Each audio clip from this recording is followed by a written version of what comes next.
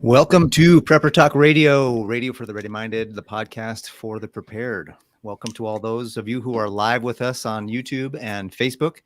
We're excited to have you with us, and make sure you hit the like and subscribe button, or at least the like button. That way it lets the algorithm know that we're talking about some good stuff here. Today's topic is going to be kind of exciting. So we're going to talk about cyber attacks. It's a legitimate issue. Before we talk about that, though, just to remind everybody that we have a great opportunity to have ourselves prepared medically with our Jase Medical. Go to Jase medical.com and use use code Prepper Talk to get $10 off. And we just found out that Canada, if you're in Canada listening, Canada has changed some things, and so you might be able to get a better deal now. So go to jasemedical.com, Jase medical.com, and use code Prepper Talk at checkout. Also, jump on our all of our social media with us at Facebook and Instagram, and we're at Prepper Talk Radio and all those places. Check us out and be a part of our part of the conversation, and join in with us and join our community. So let's get started. Today we're going to talk about cyber attacks. And I just remember they saying, I think it was Klaus Schwab or whatever he says, the inevitability of a cyber attack is the next great pandemic, or the next great situation we need to be worried about. Our favorite Bond villain. Yeah, that dude looks like a Bond villain for sure. So what is the reality of a cyber attack, and how would it affect us? And I think it's going to be, cyber attacks, I think it's a real threat. I mean, it's one of those things that's next to an EMP, next to a nuclear thing. It's right up there with that potential for catastrophe. Yeah. Well, let's not forget that the WF did warn us. It's been just over a year, I think, that they said that before 2025, we will experience a massive attack. Cyber attack, and we have less than a year left, according to their schedule. I'm saying this is their schedule. They have to announce their plans, right? This is what they do, and so it is inevitable, whatever that means.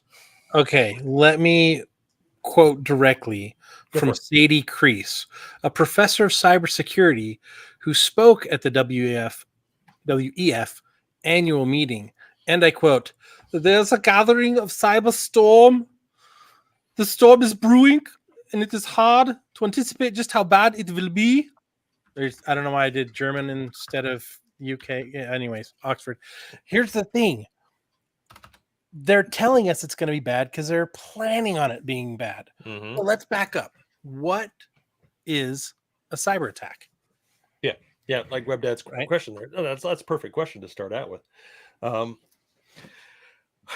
Is there a technical definition? I'm going to look in the 1828 dictionary for cyber attack. You're probably not going to find it. But I would say the definition of a cyber attack is like a virus or some kind of worm or something that Trojan horse, some kind of electronic packet that can go into a computer. It can go into any electronic device, any electrical wiring, and cause damage or cause problems, whether it's some kind of affliction or torment to that device. Batteries can shut. I mean, it's anything that's electric. It's an attack on the electric, anything that's electric. Digital, yeah. So it's a malicious or deliberate attack or attempt to divert something's ability to function, whether it's infrastructure, networks, information systems, data, right? It could be our electrical grid. It could be our banking. It could be targeting specific companies, targeting specific individuals, right? Any of those, whether it's software that's been written to do it, whether it's hackers, or whether it's AI. And keep in mind that anything that has either a wireless connection or even a wired connection that has those capabilities can be hacked. Anything, absolutely anything. And there are back doors as well. Thank you, Practical Civilian. Since everything is tied to computers, anything that is attacked is a cyber attack.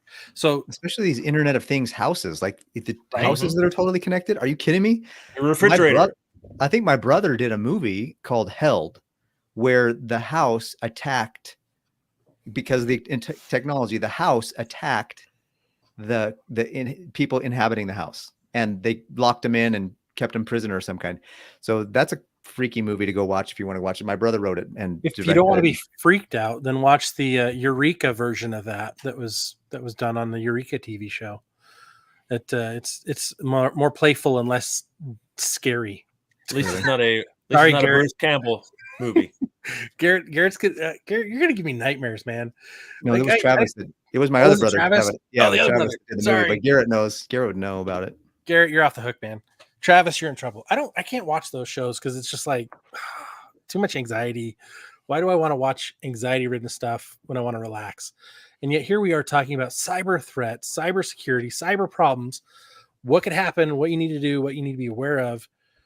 And probably a lot of you listening right now are like, oh, the anxiety. Sorry.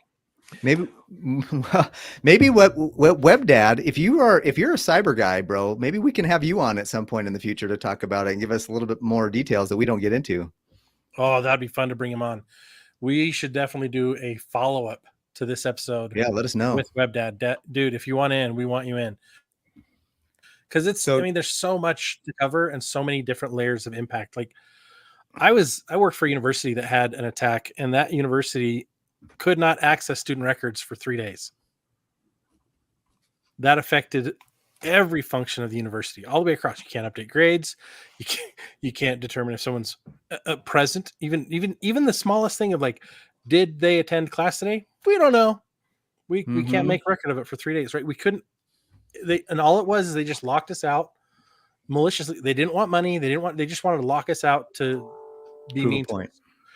And that's like tiny impact. Yeah, our business also, like a big company I work for, also had a cyber attack that put us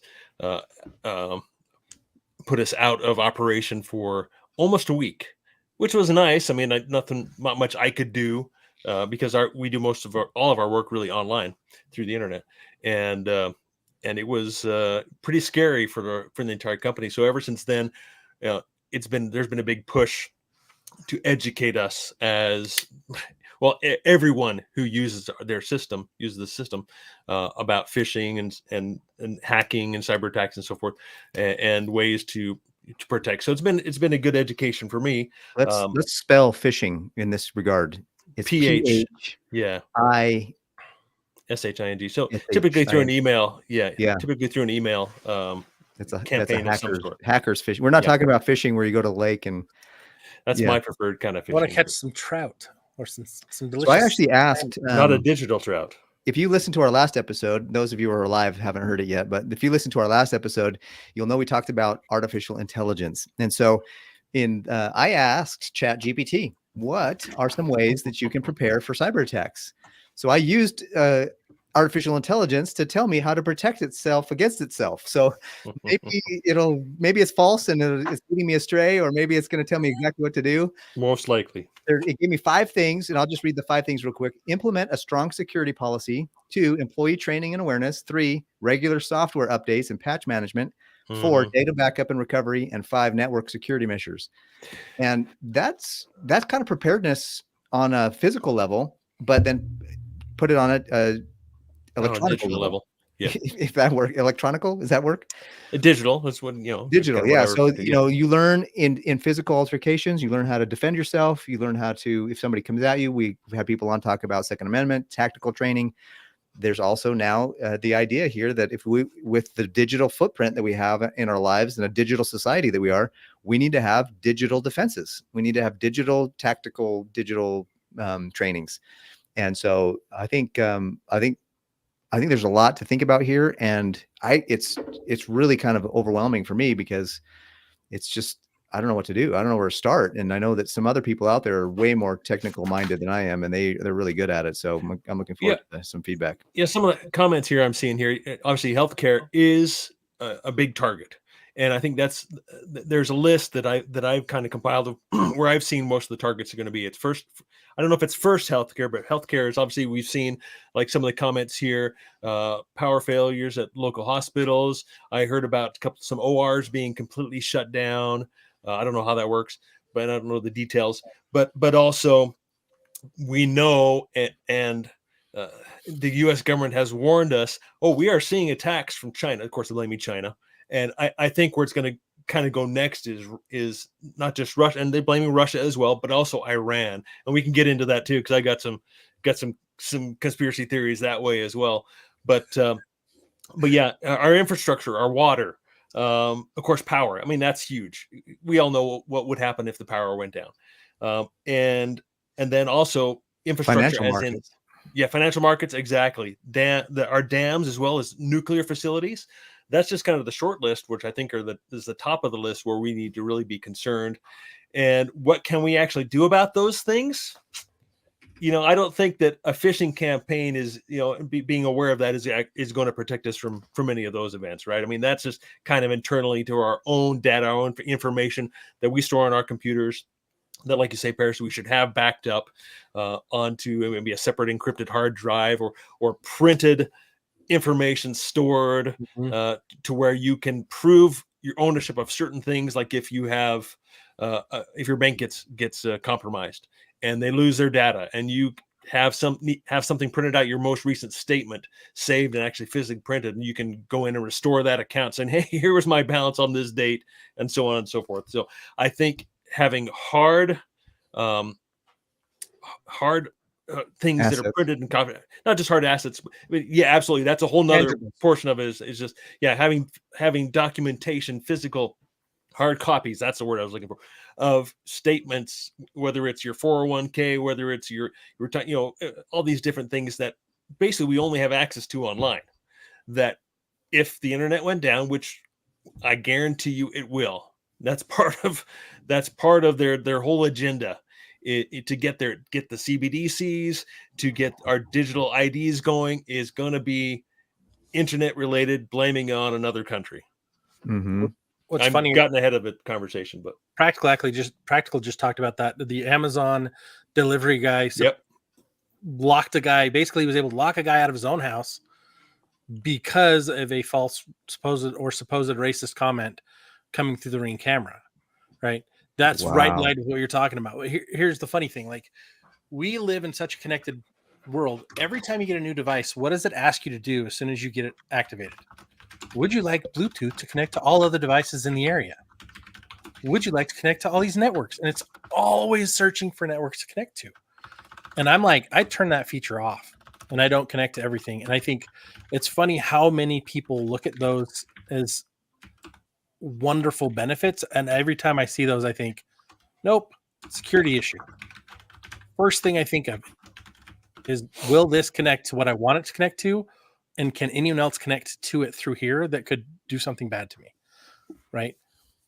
But before you even get into like the technology stuff, like, what is your emergency preparedness plan? Mm-hmm. The number one thing to prep for is to be resilient against everything. Life is crazy. Life is stupid. Life has problems. Life is wonderful. But the unknown is what we prep for, right? The disruptions. This is a huge disruption. And the number one thing you can do to prepare for it is to be self-reliant. Not be required to be on the grid, not be required to worry about supply chain. So at least know what's connected to the grid, so that okay, if the grid is connected to my water and the grid goes down, my water's not pumping through my house. If the grid's connected to my air conditioning, my gas, knowing what's connected and what's affected or what would be affected, that's a key thing too. So having some awareness of how all of these things actually connect to the grid or whatever, so if a cyber attack happens, it could be your bank accounts, it could be your credit report, it could be your financials, it could be your health, it could be you don't exist anymore, it could be you go to work and they're like, you swipe the card and you're like, hey, you're not an employee here anymore. Like, there's so many things that it could be. And then it also could be you don't realize that the local utility uses the internet and the power cyber attacks to put water to your house, and the flow of all those things that are just things we take for granted. And so I think that's an important part of recognizing how to be prepared, is what would be affected if XYZ happened. And that's where I think that awareness brings that change. That's what I think. Yeah, absolutely. Let me show this is a cool map. I don't know if you guys know about this. I saw it before. but it's live cyber threat map. No, I haven't seen this. It reminds me of that. I don't know if you ever saw that movie back in the 80s, War Games or whatever it was. Yeah, It yeah, of reminds me of course. that. Like it could be totally fake, but it's kind of fun. You know, it's kind of fun. It's called threatmap.checkpoint.com. I'll probably put a link in the description for it. But it's kind of fun. It shows all the different, and I'm sure there's a lot more cyber threats going on than what this is showing us. But it says right here, the United States is attacking Cyprus right now. Yay! Oh, we just attacked Mongolia. Oh, back to Cyprus. Anyways, I thought that was funny to share. Interesting. Really interesting. Yeah. What's funny is like we take for granted everything that we are connected to. And then when something bad happens, the number one response, most people go, I didn't know it could do that. Or I wasn't aware of that. Right. We we live in a fine print world, but we don't read. And it is it's so scary. Like what you're giving people control of when you sign up for an app or give access to your devices, right? There's so much that, and not including the back doors, there's so much that we're just giving away and saying, here guys, here's all my data, right? The number one data hogs are Facebook and Instagram, followed by Amazon, right? They're getting everything they can on you so they can sell you stuff and whatever else. Yeah, they want to get to know. And it says right on there, would you like for us to send you personalized recommendations? No, I don't want personalized recommendations. I don't want to be known as a consumer alone, you know? Yeah, I talked to my wife about something and all of a sudden we go in and we get an email about it. Like, wait a minute. Like they're getting more and more sophisticated. Not only is it on our Facebook feed or our Instagram feed, but it comes up in other places that you wouldn't even think. Like, how is that even possible? Well, what's mind-blowing is that most everything that, like you say, you see these ads pop up, it's all about making money. It's all about advertising. It's all about marketing. And it's disgusting, honestly. You know, it's like, that's all that you're worth. That's all that we want you for, is to milk you for all you got. For every dollar. And, yeah, exactly. That's all you are to us as consumers. Well, think about it as a newborn calf. It runs to the mother and it sucks on the teat, right? If you take the mother away, what happens to the calf? It has to find something else or die. It dies unless someone comes along with food for it. We as a society, as a population, the teat is the technology, is what we're connected to. The entire supply chain, everything else goes through it. We are slaves. If we pull ourselves off of that, the goal of the elite class is what they want to call themselves, the ruling elite, is to make us so dependent that if we don't connect, we die. And what makes them the most irked, the most mad, and the most frustrated is when we live without them. So what, with that, what do we do to be better prepared so we don't have to deal with this? You started talking about it, Shane. You started talking about physical copies of things. Yeah. Right. Well, I think before I move on to that, I had a few other comments. Okay. You know, we've been warned that there's going to be a big cyber attack, and there's the different possibilities. I think the most likely that's going to give them the most control, that's going to fulfill all of their checklists, is it's going to be an internet outage. Like many of you have commented here, is that everything is controlled through the internet. Yeah, everything works on electricity. They could take down the grid, but that'd be pretty devastating. That'd be very devastating. I don't think that's what they want right off the bat. I don't think they would want to, because it would kill 90% of the country. I don't think that's their intent right off the bat. If their intent is control, right? So if they take down the internet for a period of time, a week, 2 weeks, month, whatever, it's going to be quite devastating to the economy, to our lives, because like I mentioned, you know, my company, the company I work for, we do everything online, and I would not have a job. I wouldn't be able to do anything. I probably wouldn't get my paychecks. And so I think what will happen, and that's going to be, in my opinion, the event is going to be an internet outage. And so what's going to happen from there, again, in my opinion, in my view, is then each of us are going to have to get on the internet. We're all going to have to prove that we're not AI, that we're human, that we are who we say we are. And how are we going to do that? Through a digital ID, which will then tie into our CBDC, because the financial market is going to collapse, and it's going to be the perfect engine to drive everything. And so so that drives us to getting prepared. How do we get prepared for this specific event, which I think is most likely? Maybe you guys disagree with me. Maybe there's something that you think is more likely. But well, I want to argue that's a where I little bit. focus. I want to argue a little bit, Yeah. Shane, that Yeah. an internet outage could be as devastating as a power outage. Think about the pharmacies. Like if the doctors prescribe and they send the prescription to the pharmacy via the internet, how are those people going to get their prescriptions? And that's going to be, I think, the one of the biggest culling of America is going to be in those that are dependent upon medicines. All the more reason to go to jacemedical.com and get your supply. However, they also have routine medicines there. They don't just have the emergency antibiotics. They also have routine medicine. So get your supply. But the idea is that, everybody who's dependent on insulin, everyone who's dependent on all of these things, if you don't have the internet to give the right dosages or communicate between the pharmacy and the doctors, none of these places, like HIPAA laws, require that you have to have a doctor prescribe it first and they have to receive it. It's going to, of course you can take a written, script down to the pharmacy and use that. But how many people nowadays are going to have it's just, I think it's going to be, it could be, I don't think you're right. I think an electric outage is definitely more disastrous, but an internet outage is right there. Like if not as equally bad, it's right there. And I think it can, internet outage could be more targeted, more specific as well, to maybe limit the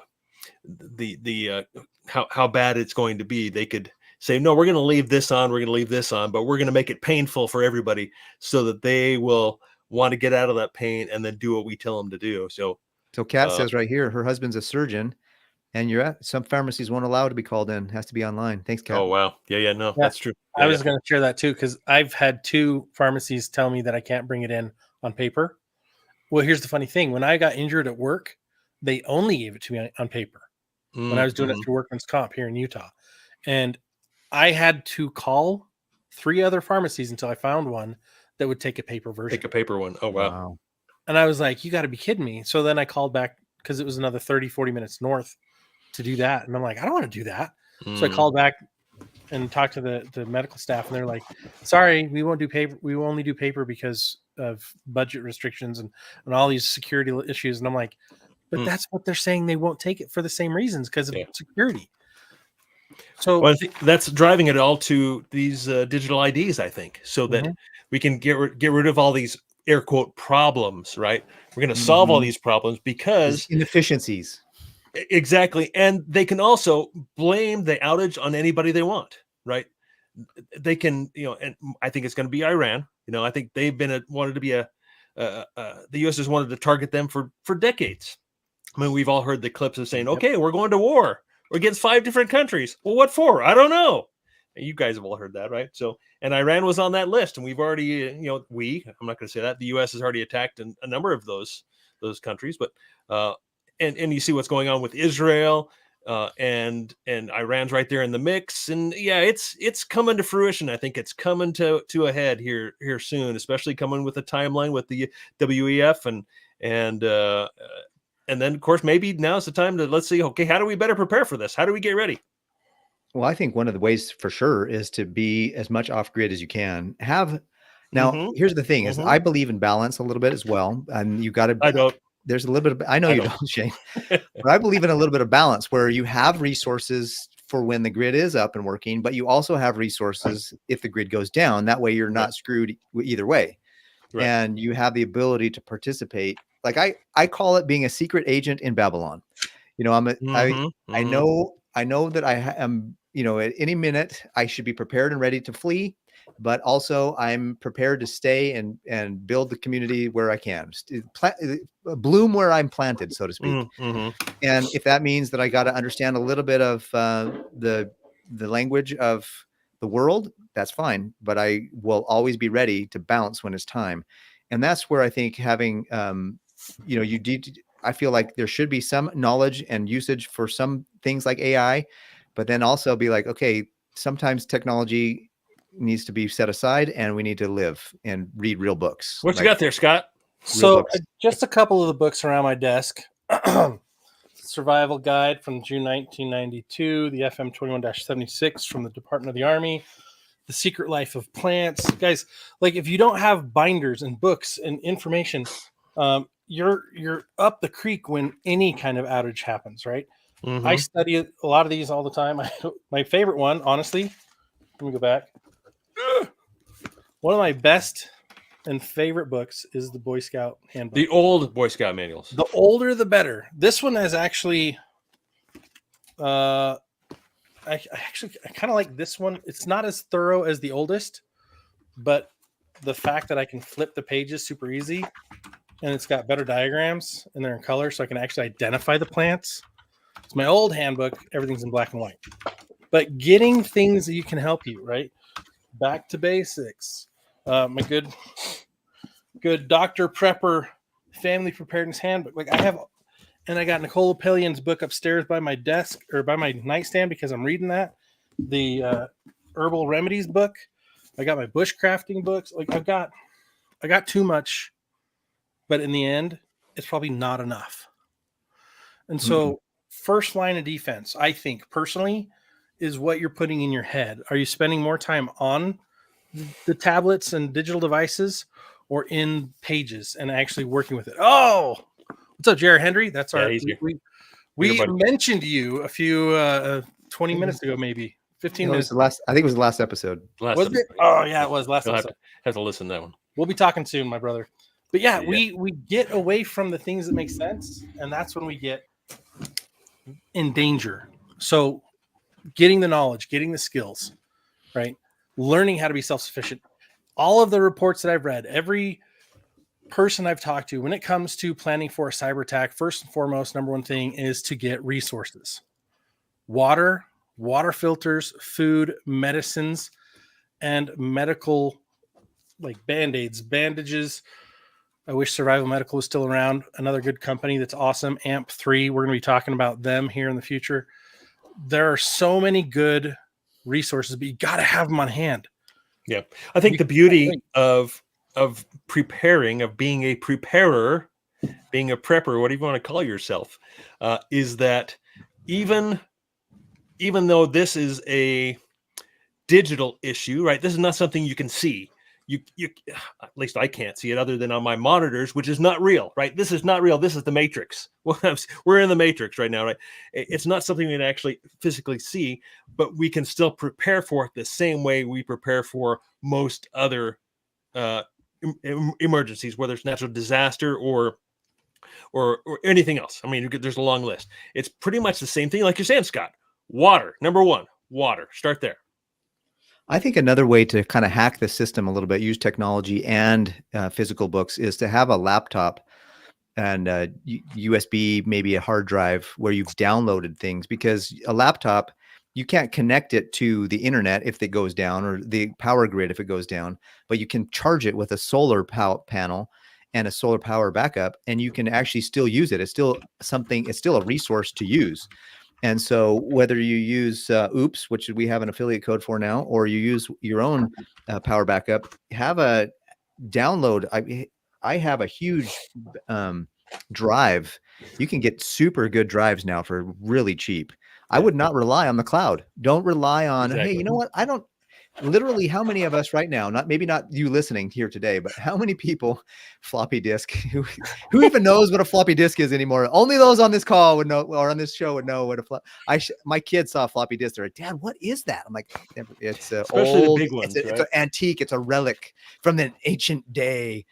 Anyways, I was just saying that you can have, don't rely on the cloud. How many of us will we don't know something. So what do? We ask Siri, we ask, hey, Google, what's this? In fact, my phone just popped up right now when I said that.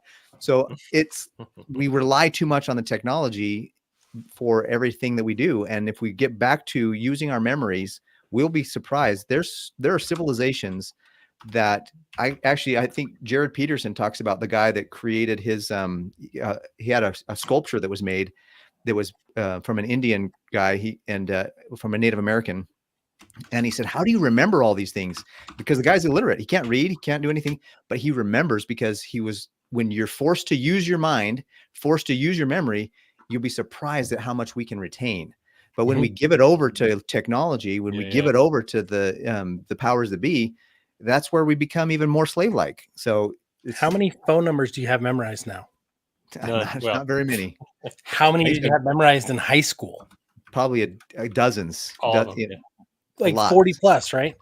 We are not using what God gave us. The brains that we have are being sidelined for the data that can be held in our phones and everywhere else. And it's like, yeah. What's funny is we're old now, apparently. But the save icon on your computer, people used to digitally print. They used to make those in hard copies when we were kids, guys. For those of you who are new to this, they're not 3D printed new items. They're the old items we used to use. That's why when we say make a phone call and we use our hand gesture, the finger comes out on the pinky and the thumb goes up, because a phone used to be like that. It used to look like And, that. and now if you ask a kid how do you make a phone call, they hold it up as if they're holding the brick, right? Mm-hmm. Mm-hmm. There's applications of everything. I mean, you go way back and it's like, how did you used to make bread? You know what the conversation started at? Well, first I have to go get the wheat out of the field. Mm-hmm. That's the old conversation. And now we're like, well, we don't make bread. It shows up at the store. And if the store doesn't have bread, we don't eat.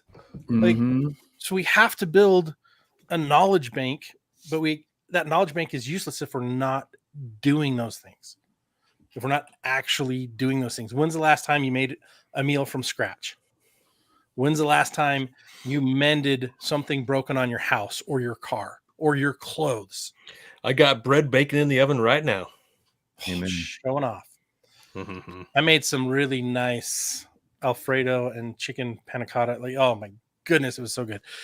Hey, real quick, guys, I need to take care of a family issue, so I'm going to take off a little early. I'm going to leave you in the hands of these two capable men. Have a great rest of the show, and we'll see you on the next one. All right. Thanks, Thanks, Paris. See ya. Have a good night. So, guys, like when it comes back, when we want to bring it back, like let's talk. What are you doing now to get better prepared for the SHTFs, right? The cyber attack. Specifically, we talked about books. We talked about getting different physical copies of your IDs, of your banking statement. Put those together in binders or have backups in a safe place you can get to them. But more importantly, because that could be a forever gone scenario. Banks could be goodbye.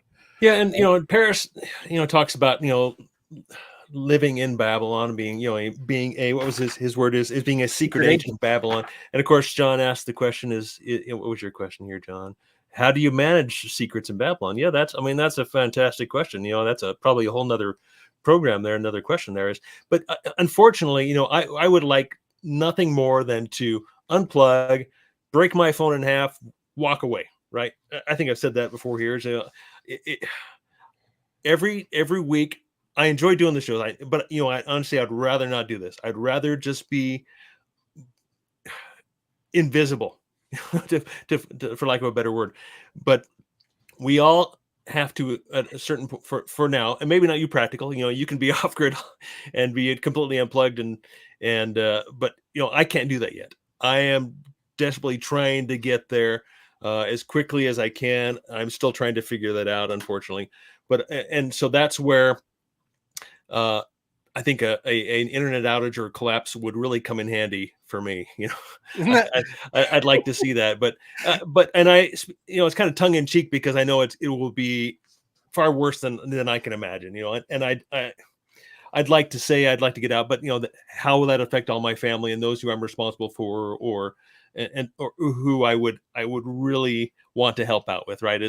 It's not that simple of a topic, but I think preparing for it is simple in that, all the things that Parrish mentioned up front that AI told them that we need to do to be prepared for a cyber attack. Yeah. Updating your devices. Unfortunately, I don't have any faith in those types of updates. I think it's all, the back doors are all there. It's all compromised anyway. So we just have to be, or at least I have to be comfortable with a certain level of lack of privacy, of lack of freedom, right? Unfortunately. Yeah. And yeah. And like Practical says, what if you never see tomorrow? Yeah, absolutely. It's not something I try and think about, honestly. Practical. I have a lot of responsibilities. I got family who relies on me that if I wasn't around, what would happen to them? I don't want to think about that, although I probably should. But and I think the beauty is that we can rely on the things we're already doing to survive a serious cyber attack. We all, I joke that, yeah, I'd look forward to it, but I mean, I wouldn't really be able to say that until I'm in the middle of it. Well, and then you can't look forward to it because you're in it, right? I think the thing is the building the resilience now with, and I saw some comments earlier.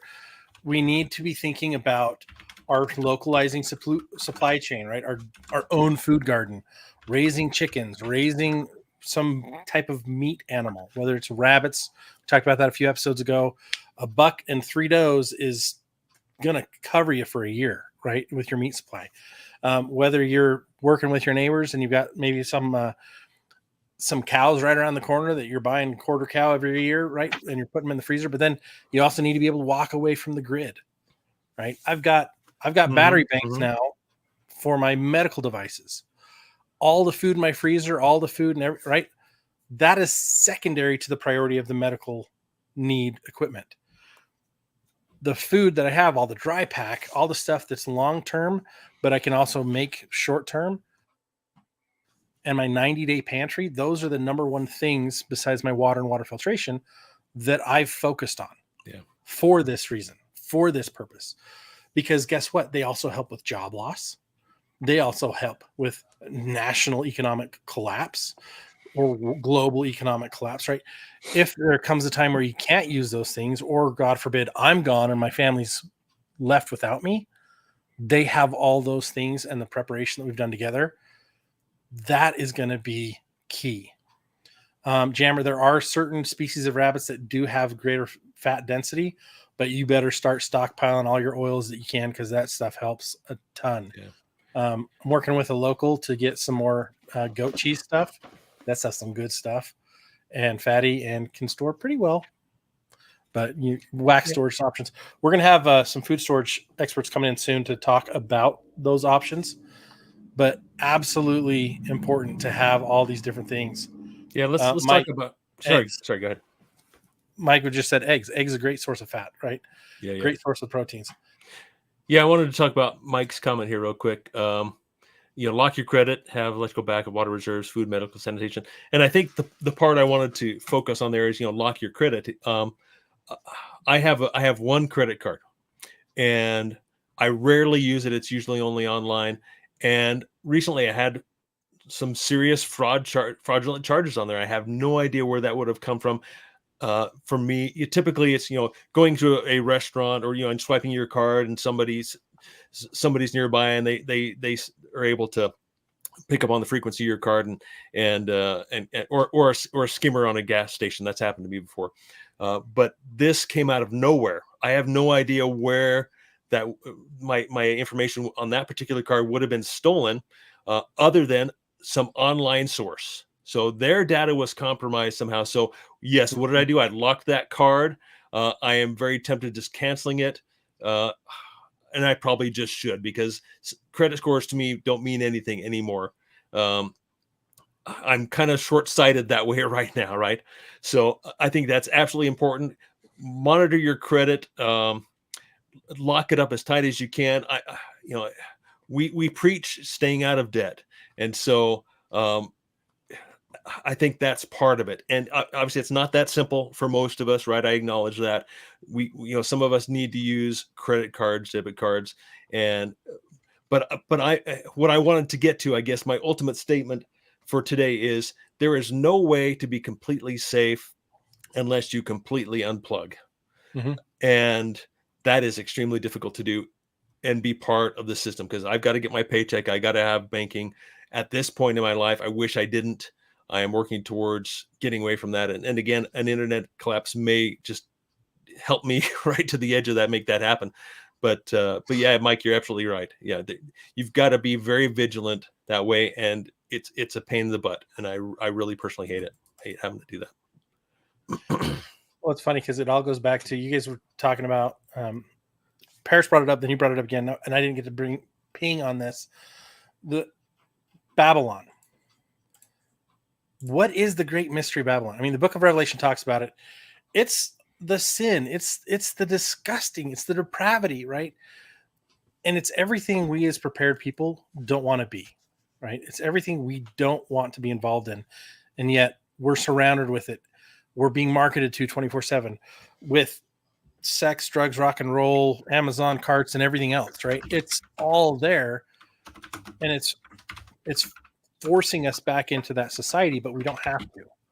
And there are ways to exclude that. And as we get to a situation where there is an actual cyber attack that does disrupt on a catastrophic scale, the only people that are going to get through it are the people who have been working with their community, finding local resources, and putting together a plan and actually keeping that plan for the future.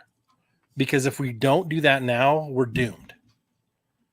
Like, the biggest challenge I have is my best friends who prep are far away from me. My close neighborhood is really into prepping, but what's funny is as people move out, non-preppers are moving in. And so our resource younger is shrinking. Our pool of wisdom is shrinking. So everyone on this channel right now, everyone listening to this podcast, wherever you are, you need to be filling that bucket, because if you're not filling that bucket with more wisdom and more knowledge and more experience, you're drilling that bucket full of holes by not doing it. And you're going to lose everything. The stronger you can be, the greater anti-fragility you can build in your preparedness plan, the better you're going to survive anything that comes and not have to stress about it or worry about it. You were going to say something. Well, I was going to say, Jammer's comment here, we live in a weak society. And I think I find myself, let me go that. I find myself at times I consider myself weak because society has made things so easy, right? Mm-hmm. It is just so easy to just go along to get along, right? Use the debit card, get the credit cards, get the car loan, and all that stuff, which then it takes away our freedom. And because we are so busy, because we have to have the job to pay the bills, right? I mean, there's so deep of a topic there. But yeah, Julie here said, developing community, that is top of my list. We talk about water, food, safety. Obviously, shelter comes first. But then we can't do this. At least I can't do this alone. I'm going to talk for myself. Community is, and we talk about this all the time, is an incredibly important aspect. Is developing that barter community, but doing it now and not when it hits the fan. So, let me figure this out now that I have no other option. And it's just so easy to go down to the Winco and do my shopping there, rather than I'm going here for eggs. I'm going here for my local source for my meat, my beef, and eggs and so on and so forth. So that is much more difficult, but better results in the end. But yeah, it's just so easy, and that's part of the ploy. That's how they get us in there. And go back to our the what we just recorded about AI. It's just where everything is heading. Let's make this easier and more convenient for everybody. But life is not meant to be easy and convenient. It's meant to be about work, hard work, and it's good for us. And again, it's a whole other topic. It really is. And it's like there's so much to try to focus on and learn. And there's so much to try to do. It's hard to do it all at once, right? It's impossible to do it all at once. And it's impossible to be the lone wolf survivor, right? It doesn't work. So you have to build a community. And that is the hardest part, right? That is the hardest part of prepping, is know who you can talk to and what you can talk about. And it's hard because you don't know if someone's being genuine or not. So that comes back to really getting in line with spiritually with God and getting a better understanding of the Spirit telling you what you should and shouldn't do, what you should and shouldn't prioritize. And having those conversations gets more and more safe. I've got a few people I can talk to about anything, but I don't have a lot of people that I can talk to about most things. And that's normal. Yeah. That's the way the world is turned. Right. And even then, it's like I could be talking to you about the color of a car, and someone else can walk up and be like, "You're so wrong. That's not pink. That's green. And now you're such a bigot." And then just no logic or common sense to the process. We're creating a world where argument is the basis, without a foundation of learning how to communicate. And so be cautious. Those of you listening, be cautious who you talk to, be cautious what you connect to, be cautious what you're putting into your body and into your mind. Be Because what you suspicious put of in- everything. Yeah, what you put in is what comes out. If I put filth in, my health goes down, right? My mindset has been affected because I've let negative things affect it. I've put filth in from time to time. Focus on putting better things in. Focus on spending more time studying. Focus on your health. Focus on your preparedness plan. If this happens, what is my family going to do? So if the grid's affected, where are you going? Are you staying at home or are you going somewhere else?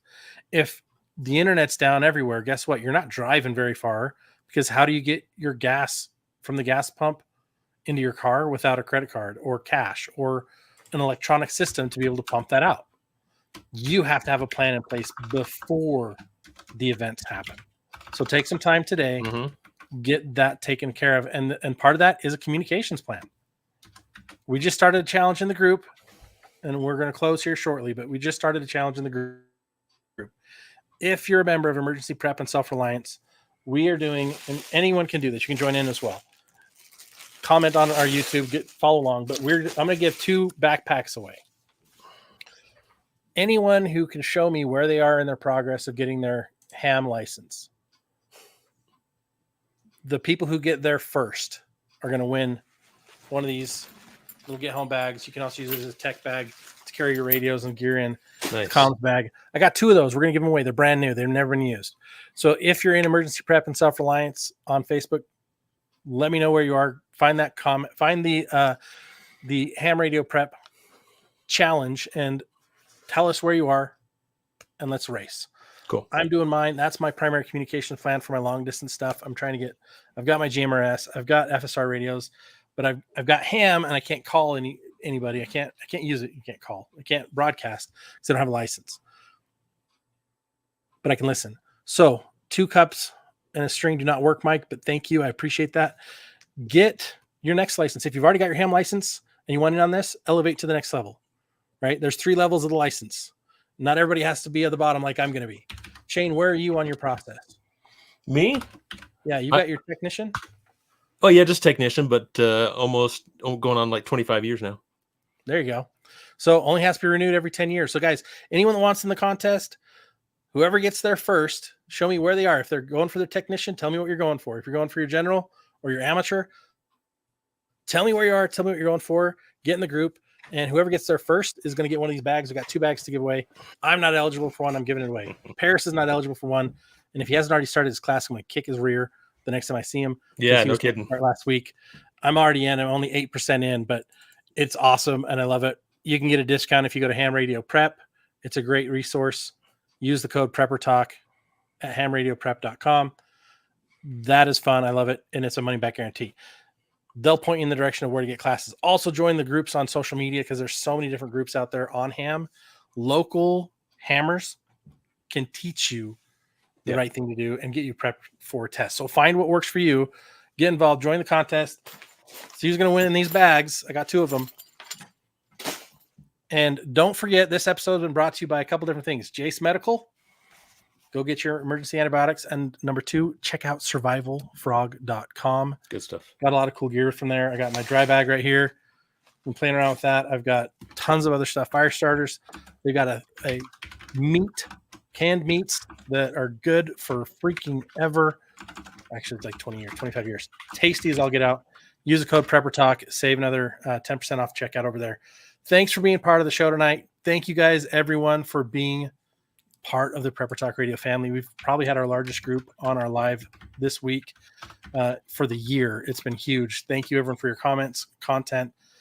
And in the meantime, stay focused, stay ready-minded, and thanks for listening to the podcast for the prepared Prepper Talk Radio. Have a good night. See you next week, guys.